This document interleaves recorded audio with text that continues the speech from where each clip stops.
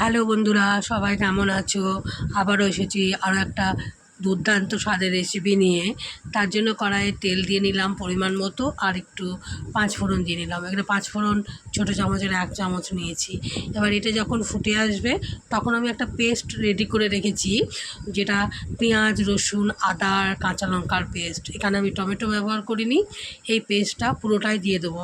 আর এখানে মশলাটার পরিমাণটা খুব বেশি আছে, দেখতেই পাচ্ছ। আর কতটা আছে সেটা আমি আমার ডেসক্রিপশন বক্সে দিয়ে দেবো। পেস্টটা দিয়ে দেওয়ার পর কিছু শুকনো মশলা আগে দিয়ে দেবো, তারপর আমি নাড়াচাড়া করব। যেমন প্রথমেই দিয়ে দিলাম লবণটা, তারপরে দিয়ে দেবো হলুদ দেওয়ার পর দিয়ে দেবো কাশ্মীরি লঙ্কার গুঁড়ো আর শুকনো লঙ্কার গুঁড়ো। এখানে 2টো লঙ্কার গুঁড়ো এখানে ব্যবহার করেছি।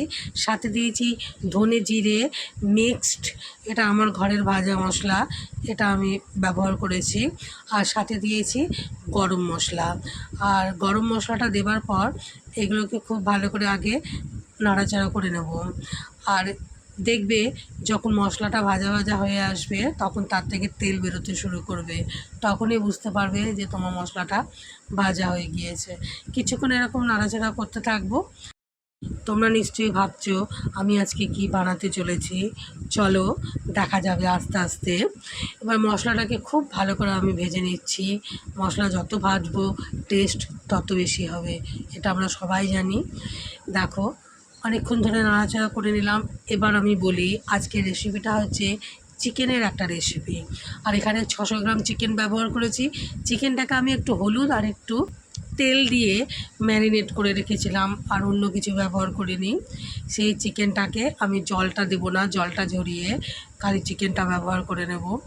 যেহেতু এই রেসিপিটার জন্য জলের পরিমাণ খুব কম লাগবে, আর এখানে আমি খুব কম পরিমাণেই জল ব্যবহার করব, তাহলে এই রেসিপির টেস্ট খুব বেশি হবে। আর এত তাড়াতাড়ি রেসিপিটা তৈরি হয়, এই রেসিপিটা রেডি হতে 8 থেকে 9 মিনিট সময় লাগে।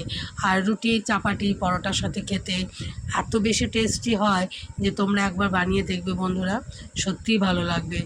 দেখো আমি মশলার সাথে চিকেনটাকে খুব ভালো করে কষিয়ে নিলাম। এবার ঢাকনাটা খুলে কিছুক্ষণের জন্য আবার নাড়াচাড়া করে নেব। ঢাকনা দিয়ে 3 মিনিটের মতো রান্না হতে দিয়েছিলাম। এবার টমেটোর কেচাপ আর একটু সয়া সস মিশিয়ে একটা লিকুইড আমি তৈরি করে এখানে রেখেছি, সেই লিকুইডটা এখানে ব্যবহার করব। তার জন্যে আমি এখানে কাঁচা টমেটো ব্যবহার করিনি। এবার এটা দিয়ে খুব ভালো করে নাড়াচাড়া করে নেব, মানে ভালো করে কষিয়ে নেব।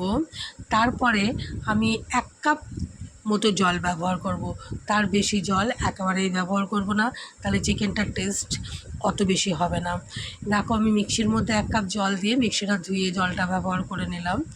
আবার কিছুক্ষণ এরকম নাড়াচাড়া করে নিয়ে এবার 5 মিনিটের মতো ঢাকনা দিয়ে দেবো রান্না হওয়ার জন্য। আগে দিয়েছিলাম 3 মিনিট, এবার দেবো 5 মিনিট।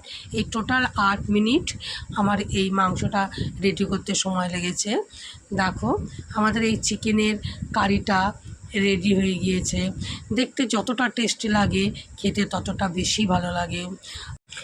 আশা করব রেসিপিটা তোমাদের খুব ভালো লেগেছে। আর ভালো লেগে থাকলে আমাকে একটা লাইক করে কমেন্ট করো এবং আমার পাশে থেকো। আরও দেখা হবে একটা দুর্দান্ত স্বাদের রেসিপি নিয়ে। টাটা, তোমরা ভালো থেকো।